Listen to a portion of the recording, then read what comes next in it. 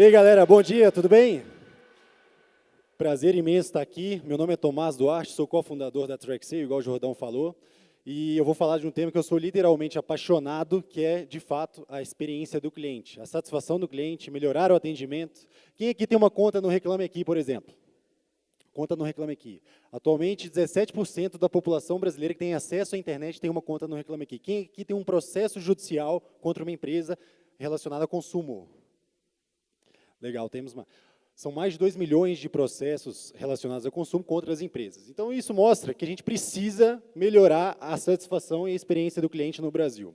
Eu estou aqui exatamente para mudar, né, essa visão e ajudar a gente a subir a barra, igual o Jordão disse, do atendimento, da satisfação e da experiência do cliente no Brasil. Eu vou falar, então, sobre as verdades jordânicas da experiência do cliente. Toda a minha apresentação são obras de arte de domínio público, afinal, a gente está aqui no museu, né? E, enfim, tem um contexto, né? Estou buscando sempre fazer atualizações nas minhas apresentações de uma forma criativa, tá? A última era em GIF, agora está em obras de arte. Essa do Van Gogh. Então, vamos lá tomar essas verdades. Galera, quando eu comecei, há 7 anos, essa minha última empresa, eu jamais imaginei que a gente iria, hoje, né, impactar 160 milhões de consumidores em 10 países, monitorando indicadores de desempenho da experiência do cliente. A gente, de fato, entendeu que isso era um gap do mercado muito grande, não só no Brasil, mas na América Latina. Então, a gente começou a trabalhar isso. Eu comecei pegando 6 mil de cheque especial e alugando uma salinha de 23 metros quadrados lá em Belo Horizonte, né? E a gente foi crescendo, né? Ou seja, a gente viu, de fato, que era um gap do mercado. Hoje, a gente tem escritório grande em Belo Horizonte, São Paulo, Buenos Aires e Santiago, no Chile, tá? Então, foi assim que eu comecei. A gente desenvolveu uma tecnologia e surfamos de fato, porque as tecnologias focadas em melhorar a experiência e atendimento do cliente no Brasil são muito ruins, muito ruins. Então, a gente conseguiu entregar muito valor, muito valor. E quando você entrega valor, você nada de braçada, né? Então, a gente cresceu muito rápido, de fato, né? A gente duplica até hoje, todo ano, né? A gente tem 60 e poucas pessoas na equipe.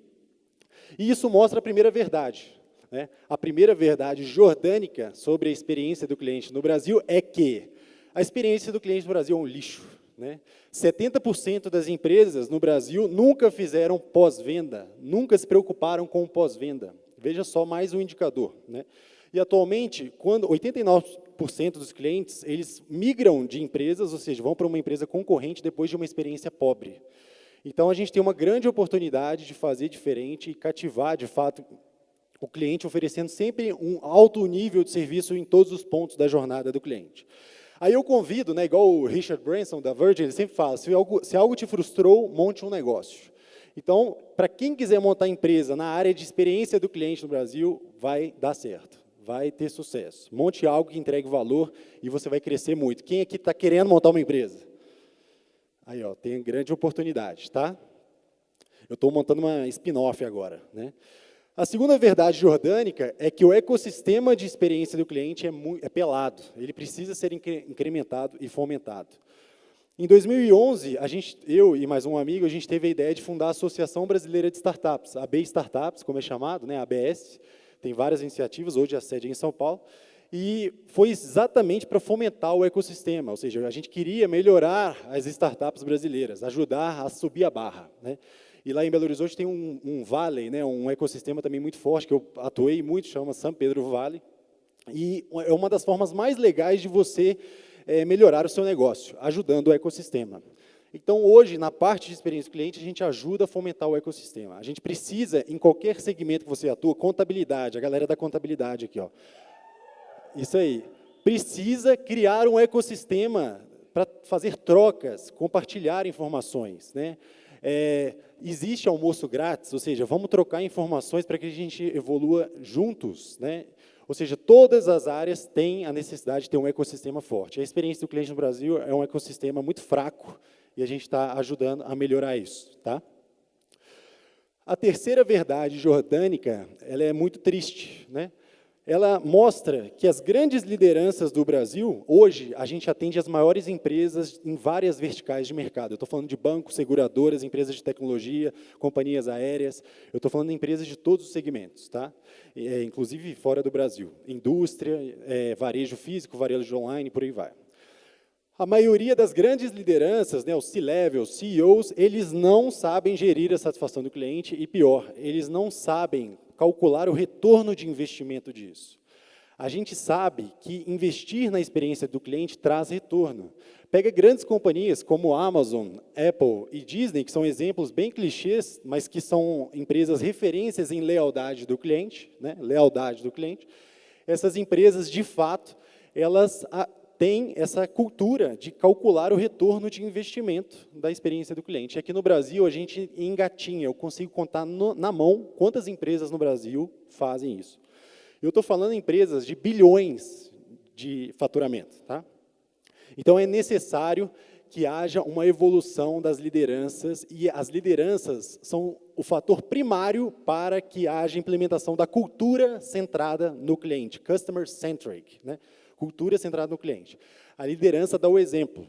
O presidente da Disney, quando cai um lixo no chão, ele é o primeiro a pegar, ele tem que dar o exemplo. Né? Então, é mais ou menos por aí, a terceira verdade jordânica.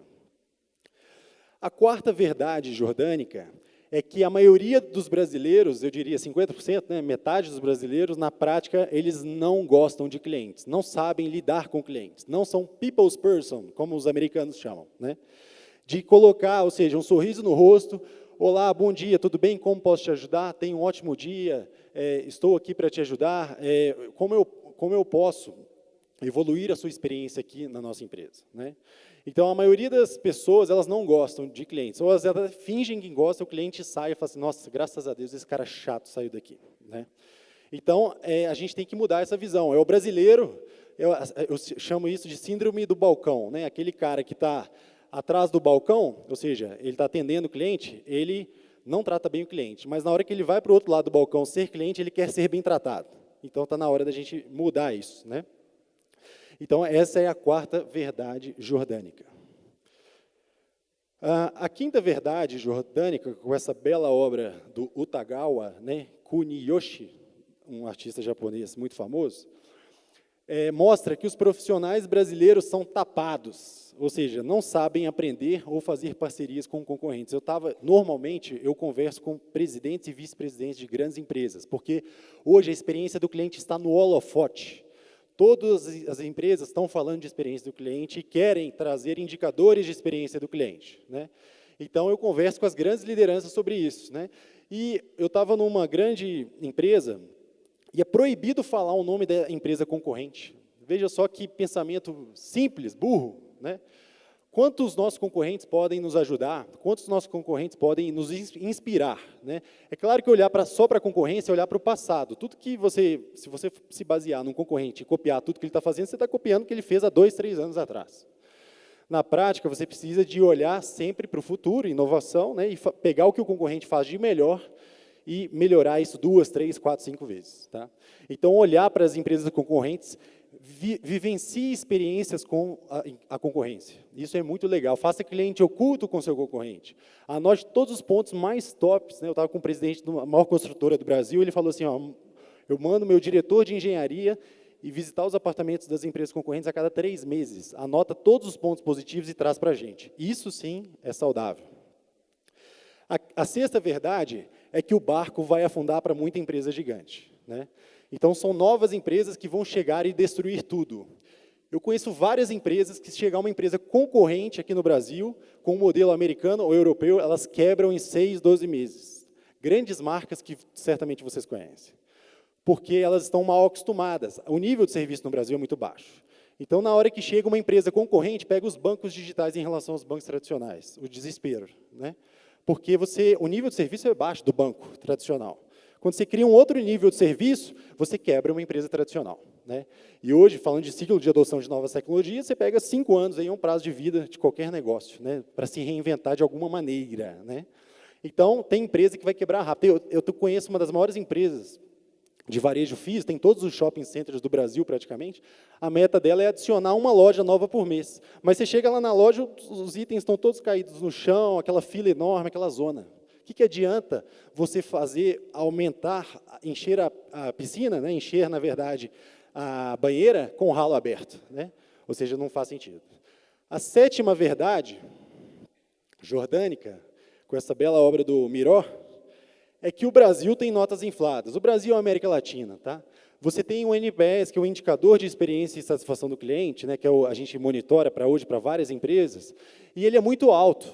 Só que quando você vai vivenciar a experiência, ela é muito ruim, né? Então chama viés econômico cultural. O viés econômico, ou seja, aqui a gente está mal acostumado com produtos ruins. A gente tem que, de fato, subir o nível. Então, quando um estrangeiro chega aqui, a nota dele é muito baixa, né? E por exemplo, nos Estados Unidos e na Europa, já é baixa, imagina quando ele chega aqui. Então, de fato, a gente tem, às vezes, né, essa maquiagem de ter notas altas, mas com experiência ruim. Isso tem que ser um ponto de atenção muito grande quando a gente fala de satisfação e experiência de consumo na nossa empresa. O foco deve ser sempre a perfeição ou quase a perfeição. Então, todos os dias, quando o cliente entra na sua empresa, você tem que pensar nesse design de experiência e garantir o foco quase perfeição. A oitava verdade jordânica, né, é que a experiência do cliente é a corrida do ouro. Hoje, como Jeff Bezos da Amazon, ele fala, algumas empresas são focadas na concorrência, outras são focadas no produto, outras são focadas em preço, mas nenhum foco melhor e maior protetor da vitalidade do negócio, ou seja, sustentabilidade, ou seja, o foco que deveria ser para trazer a vitalidade e sustentabilidade do negócio é o foco no cliente, né?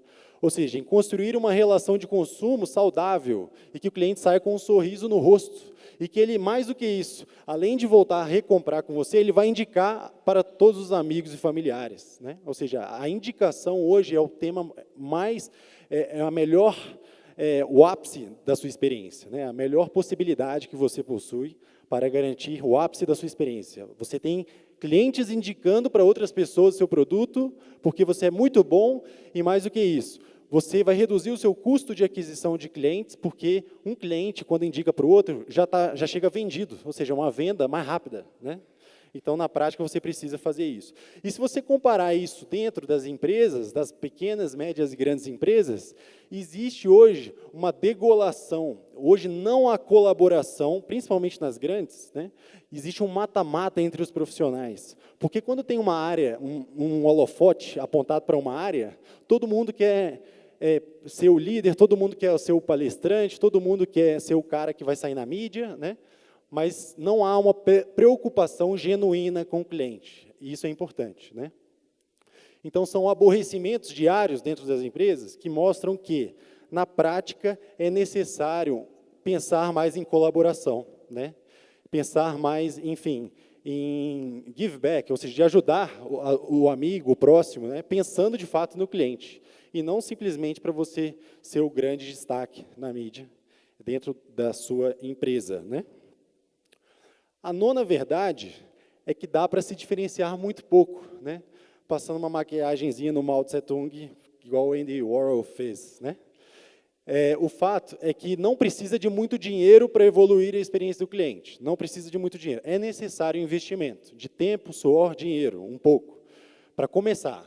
Se você quiser revolucionar, aí sim, você precisa de muito dinheiro. Mas, para começar, você simplesmente pode recomeçar redesenhando a sua jornada, pensando em todos os sentimentos que o seu cliente tem quando ele vai no banheiro da sua empresa, quando ele vai no site da sua empresa, no aplicativo, ele vê o seu Facebook, seu Instagram, qual que é o sentimento que as pessoas têm acerca disso? Será que esse design dessa jornada da experiência está alto? Será que eu estou entregando alto padrão em todos esses pontos de contato da experiência do cliente, né? Então, na prática, é necessário redesenhar isso e garantir que você tenha sempre sentimentos positivos em cada um desses pontos. Aí você vai construindo um elo da experiência do cliente. Não é só o preço, não é só a localização, não é só o prazo de entrega, não é só, enfim, a qualidade do produto ou serviço. Isso já é o básico. Todas as empresas já fazem, ou deveriam fazer, né? Agora, você tem que pensar em todas as possibilidades nesse design de experiência do cliente. E começar enxuto, né? Eu estava numa grande empresa também, né? E a equipe falou assim, nossa, mas a gente nunca tem dinheiro para investir, né? Eu falei, cara, eu comecei, né, com uma salinha pequena, e, enfim, a gente fez, pegar e fazer, né? Então, intraempreendedorismo, né, ou seja, começar a fazer dentro da empresa, uma grande, por exemplo, ou não importa o tamanho, na prática é uma possibilidade muito legal, né? Pega hoje a internet, conteúdo, networking, ferramentas todas disponíveis, né? Trials gratuitos e por aí vai. Então, na prática, é desculpa se você não começa a fazer com pouco dinheiro, ou seja, começa enxuto e começa nichado, tá? O futuro, essa é a 10ª verdade jordânica. Jordânica é bombástico, né? O futuro é realmente preditivo e nós iremos dominar o mundo, né? Aí eu estou falando no sentido amplo e pequeno também, macro e micro, né? O futuro é preditivo. Quando a gente fala de experiência do cliente, a gente tende a investir sempre em mecanismos que antecipem o comportamento ou o sentimento do cliente. Então, quando a gente fala de jornada da experiência do cliente e pilares da experiência do cliente, hoje nós temos, basicamente, o pilar, que é o chamado pilar descritivo, que é, ou seja, eu tenho elementos e dados que mostram, de fato, como foi a experiência do cliente. E esse pilar descritivo se divide em dois, que é o pilar, a parte, né, objetiva e a parte subjetiva. Subjetiva é a opinião do cliente. Ele saiu da sua empresa, você manda um WhatsApp, um SMS, um e-mail, e faz com uma pergunta simples, né, o quanto ele recomendaria a empresa a um amigo ou um familiar, por exemplo. Então, você está trazendo a opinião desse cliente, o feedback, que é essencial. Só que, por outro lado, existem dados objetivos. Por exemplo, se o cliente ficou 30 minutos para espera na fila, né, para ser atendido, na prática, isso é um dado que já mostra, ou seja, um fato, ou um ato, que mostra, de fato, que ele teve uma experiência ruim, né? Afinal, hoje, ninguém quer esperar 30 minutos para ser atendido. Então, você tem que somar essas camadas objetivas e subjetivas dentro dessa camada descritiva, para começar a agrupar os clientes em grupos, né, em clusterizações, dizendo, olha, esse cliente aqui está tendo experiência ruim, porque ele deu nota 0, porque ele está demorando para ser atendido. Então, ele tem uma predição, ou seja, tem uma perspectiva de cancelamento, né? Ou seja, ele vai cancelar a assinatura do Netflix, porque o produto nunca funciona, etc., né? Então, através das predições, da clusterização, você tem que gerar prescrições, ou seja, ações, hoje, praticamente em tempo real, né? O tempo de resposta hoje das empresas é diretamente proporcional à satisfação do cliente. Então, se você demora para atender o cliente, certamente ele vai te avaliar mal. Então, as prescrições, ela tem que ser em tempo real. Então, o cliente está dentro do shopping, por exemplo, de uma rede de varejo físico, ele tem que já receber o contato de uma insatisfação dentro do shopping ainda, né? Ou seja, é em tempo real. E a questão de dominar o mundo, né? Aí eu vou falar no meu objetivo. Hoje, né, nós temos 60 e poucas pessoas na equipe, mas em 2024, que é o nosso planejamento, a gente acredita que vai chegar em 500 pessoas e estar presente nos 5 continentes, com a nossa tecnologia brasileira, medindo a satisfação dos clientes, indicadores de satisfação do cliente, né? E é claro que a gente tem um potencial hoje de criar outras tecnologias e ferramentas e experiências de consumo que sejam referências não só para o Brasil, mas para o mundo inteiro. A gente tem que pensar grande, né? A gente tem que fazer um banco 10 vezes melhor que o Nubank, que o Banco Inter, que o Banco Neon, não importa, o original, né? Bancos digitais. Porque a Inglaterra, a Austrália, o Japão precisam disso também, entendeu? Ou seja, a gente tem que mudar e pensar grande, tá? Galera, é isso. Eu queria convidar vocês a montarem negócios, a mudar a visão, aumentar o nível de serviço. A indicação do nosso blog gratuito também, que é o satisfaçãodeclientes.com, né? Lá tem 1 milhão de conteúdos, mais de 500 artigos, 50 mil ferramentas. Coloco também muita coisa nas minhas redes sociais e vai ser um prazer sempre continuar essa conversa falando sobre a evolução da experiência do cliente no Brasil e no mundo. Muito obrigado pelo tempo de vocês. Estou disponível. Grande abraço.